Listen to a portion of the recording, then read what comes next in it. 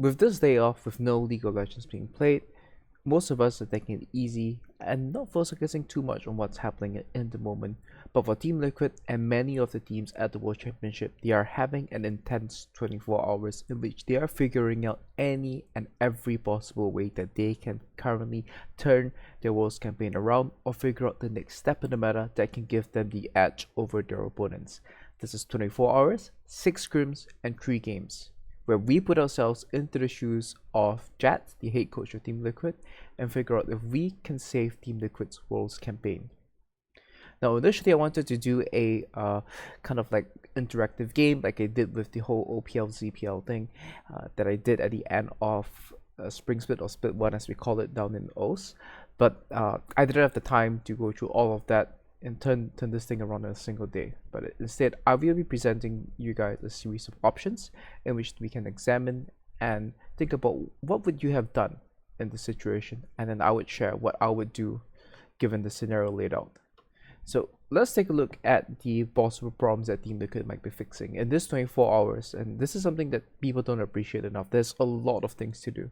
So as I call it, the coaching laundry list of sorts. You need to fix problems. You need to figure out, okay, the poly needs to work on snowballing poke type matchups, like they were able to get a first blood against Machi using Caitlyn Lux, but they weren't able to translate that into a lead for them to win the game off. The team was unsure of how to defend against level 1 invades, as we saw against Suning, and they then adapted that strategy to beat G2 with it. The top lane exploited by champion pools. Does he need to play a 4th or a 5th champion? Is this something that we want to spend time doing? Rakan blind pick, has this been a problem? Neutral objective teamfight setups, this has been a area of concern for them. And Brox's champion pool as well, he's shown decent performances on Graves, an okay performance on Lee Sin, which is champion that's kind of out of the meta. Does he need to pick up a 3rd champion, and how much time do we put into helping him learn this champion? And given the whole stress that would tend to happen at Worlds, and given the fact that these players are now in the bubble, and things can kind of be heated because you don't really get time away from each other in this environment. So it is very possible that you have one player that's unhappy with another. So let's say, maybe hypothetically, maybe say CoreJJ is unhappy with Broxer because of his performance in the jungle, and he really entered one scrim earlier in the campaign where he was playing maybe Hackrim or something, and messed up a bot lane play, right? And there's all these levels of unhappiness that's starting to brew over. And of course, they need to learn how to play around a carry jungler, which is a very dominant and prominent part of the meta. And on top of fixing all these problems, you also need to prepare the draft for 3 different teams, and you need to rehearse the strategies in scrims as well, and go through the scouting reports and figure out what your opponents are going to be playing too. So let's start things off at the start of the day. You finish breakfast and you go in for the 10 a.m. team meeting, right? So let's just assume that sometimes people do this with the staff, sometimes people do this without the players, and it's just the staff. Sometimes people do it with only just the players, right? I honestly think that not involving the players for such an early meeting might be a good idea, because the rest of the day is a rather intense schedule. So you have 2 hours, and there's a whole bunch of things that you can do here, right? You can cover the scouting reports, which will take about 15 minutes per opponent, where you have your analysts come up to you, and then they will present like, okay, these are the findings, and this is what we think we can be doing at these stages, right? Where at this point you've played them once already, and you're just updating information based off what we saw in the previous games. You can spend 30 minutes just going through ban pick scenarios per opponent.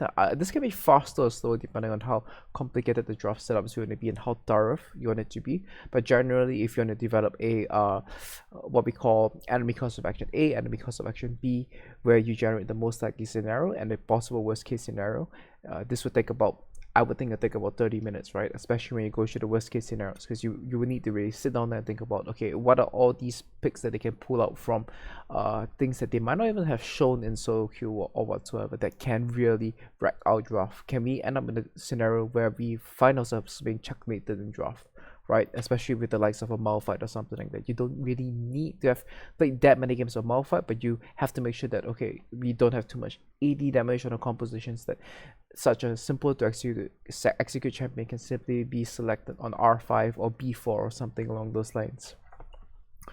Simplify the laundry list is to take a look at all the problems that we're having and then try to like translate them into a more coherent manner so that we have a more clear focus as to where these problems tend to overlap, and then we can narrow things down in terms of these are the problem areas that we really need to focus on. So it's kind of like a prioritizing task that we're looking at to figure out, okay, there's 20 problems that we need to solve. We just need to solve these 5 problems and we're going to be able to win. Do a motivational speech for the staff or for the team. That's something that you can do. Morale and maintaining morale at this point of time, especially at such a crucial juncture, can be a rather important task.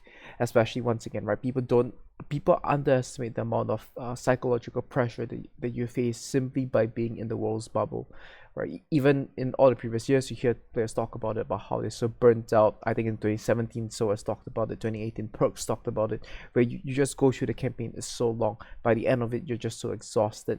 And Team Liquid is a team that already has been playing play-ins, they have been in quarantine, and keeping up the morale of the team is definitely going to be a very important part.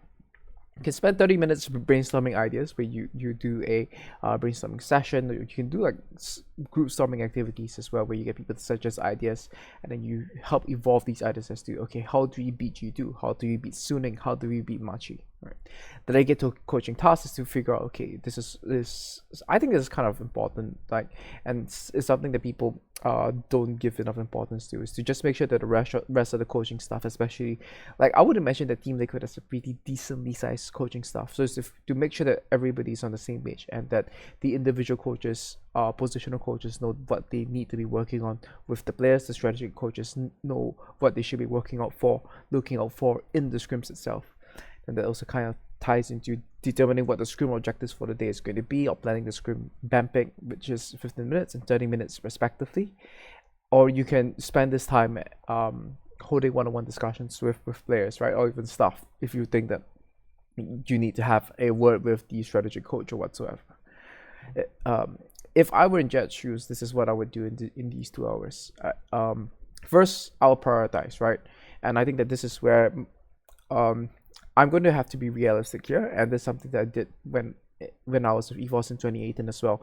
When I was at MSI, you have to realize that there are teams that you can spend a lot of time preparing for, but you're not going to get a lot of results out of it, simply because it's not going to yield very likely results, right? Yes, it is a best of 1, but if I'm Team Liquid, I'm going to say that I'm going to focus on G2. We beat them once already, and I'm going to focus on Machi, because our immediate priority is making out of groups and making the knockout stages. And after that, we buy ourselves additional amounts of time that we talk about how we can get better to start to win against some of the better teams at the moment.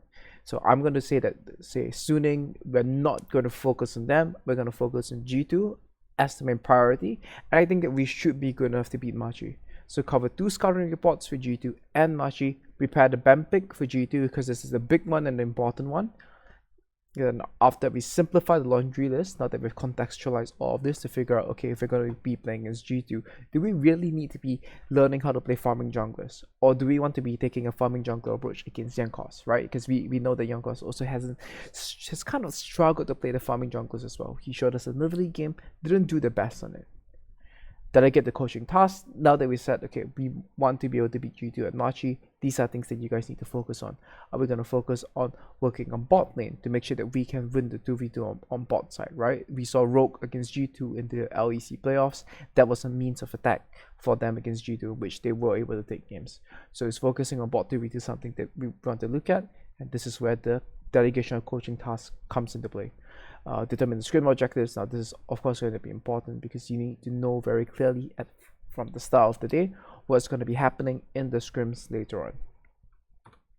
So after 2 hours of meeting, you're going to have lunch, and then at 1 p.m. you have about 1 hour where you have a pre-scrim activity. So some teams, they will use this and say, okay, play 1 game of solo queue, get yourselves warmed up for it. I forgot to put the option down here, right? But same thing here. Cover scouting reports, prepare the BAM pick, determine scrim objectives, do a motivational speech, hold one-on-one discussions, or plan the scrim BAM pick. These are things that will carry over. Or you can choose to discuss VOD together, get your players to practice 1v1s or 2v2s to make sure that they know the matchups well and kind of like warm up for the games. or do visualization exercises for about 15 minutes where you just go through, okay, this is wave 1, this wave 2, this wave 3, what's happening down here, what you're going to be doing, and just help them get into the flow of making the right decisions. But this kind of has to be snowballed on things that you guys have developed previously as well. Now, if I were to make this decision, I would spend 15 minutes determining what the scrim objectives are. And this is explaining this to the players. So we've done this earlier already, and this is how important it is, because I need to make sure that the players are all on the same page. Spend 30 minutes planning the scrim band pick based on the scrim objectives, and then get the players to play 1v1s or 2v2s for about 15 to 30 minutes so that they are warmed up for the game, and then we make sure that we don't waste time in scrims to say that, oh, okay, we learned how to play this matchup better, because at this point of time you cannot afford that. All your time troubleshooting has to be very specifically on, does the strategy work? Does this enable the draft to be executed in the way that we want it to be executed? So you don't want us to be going to the scrims cold and saying that, oh, okay, Caitlyn Lux versus say Ashe Karma, who's able to get the push in this situation?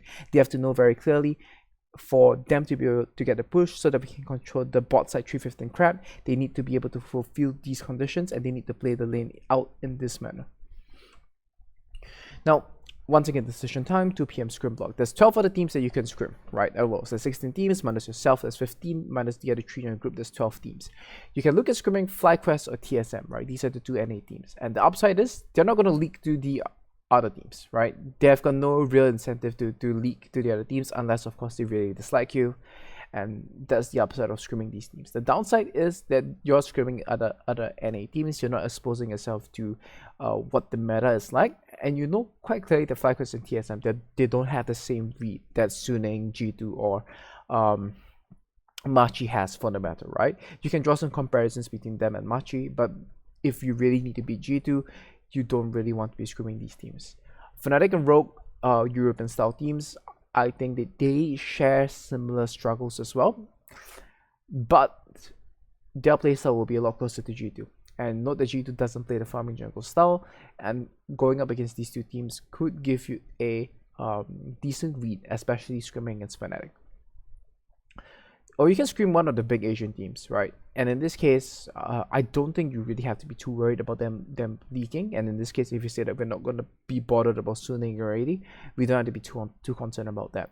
But the downside of this is that there's a very real chance that you just go in and you get absolutely floored.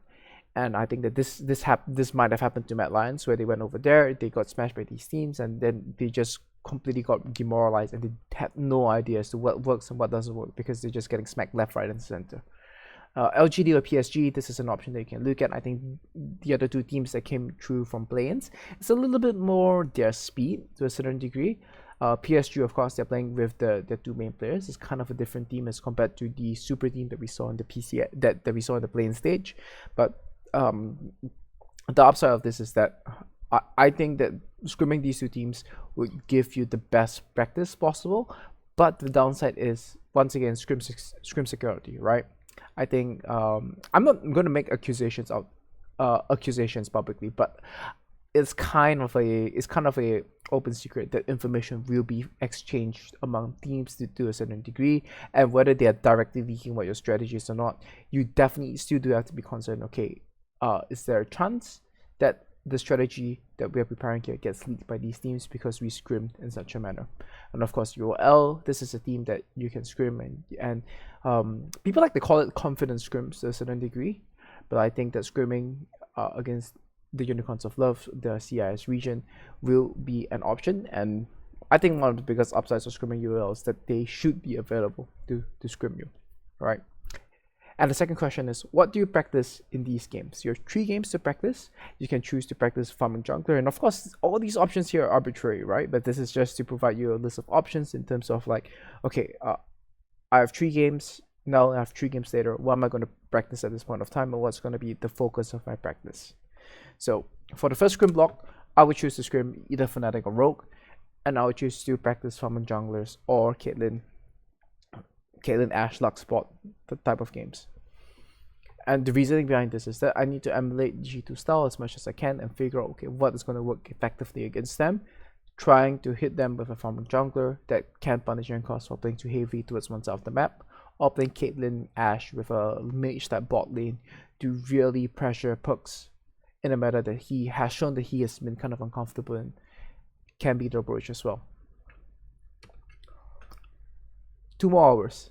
Now that we've completed the first scrim set, how are you going to spend the 2 hours? Standard options are there: cover scouting report, prepare band pick. Can extend the scrim block for another 2 hours, which is what some teams might choose to do a motivational speech, hold one-on-one discussions with players, plan the scrim band pick for the next scrim, discuss a VOD together with the team, get the players to practice individual matchups, do a visualization exercise, or take a break, right? Now, take a break, this might seem a little bit ridiculous, right? But I have to say that it is very important, once again, morale and being able to get meaningful practice, considering that you will have one more scrim block later in the day, will be rather important. So this is what I would do. I would actually get them to take a short break first, 15 minutes, then spend about 30 minutes preparing for the band pick against Machi, and then spend another 75 minutes just holding one-on-one discussions with all of the players to make sure that now that we have solidified our game plan for G2 and Machi, make sure that everybody's committed and on the same page to going for our plan. And this is where I would address any possible relationship issues that the players might be having with one another, to make sure that there is full trust in the game plan and in one another to be able to execute the strategy prescribed. Next scrim block: who do you scrim? Same options. What do you practice? Same options. I would choose to scrim this time, go for a slightly easier set of opponents, either Flackers of TSM and the Unicorns of Love, or the Unicorns of Love. And I'm going to be prioritizing scrim security in this case, because what I will be practicing in this case is not necessarily a specific strategy, but level 1s and specific stratagems, perhaps around the Rift Herald swap or around neutral objective setups.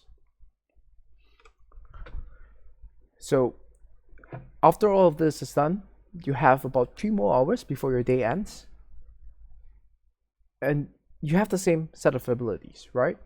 Same set of options available to you. How are you going to spend this time? For myself, this is where I'll come in with my motivational speech for the day. At this point of time, I think logically the team, if we have done all prep correctly, should be in place. This is where I come in and sell an emotional story to them to help them get in the right headspace for the next day. If need be, get the players to play some 1v1s or 2v2s to problem solve whatever matchups they need to be tackled. Do a short visualization exercise, once again to recap everything that we have done for the day and draw into a nice summary so that everybody knows what the game plan is. Then after that, I'm not going to spend too much time doing additional things, and I'll just let them have a break for about 2 hours. And if they want to play solo queue or whatsoever, they're free to do that. But if things haven't been going well during the day itself, I would not choose to extend the scrim block, but instead I'll get the team to sit down and discuss a VOD together. Perhaps you watch one of the games from the group stages and then discuss at certain key points what could have been done differently, or key decisions that can be taken in order to achieve a different outcome. And with that, I don't know if I would be able to save TL's Wars campaign, but this is what goes on in the 24 hours that has been happening. It's intense, it's high pressure, and we have to see. This is where teams can be made or where teams can be broken. The meta of roles is always constantly changing, and in this 24 hours, Team Liquid might be able to turn their campaign around. If you like this style of content, please do give my video a like and do consider subscribing to my channel. This was Jensen. I hope you had a nice day and get hyped for Worlds.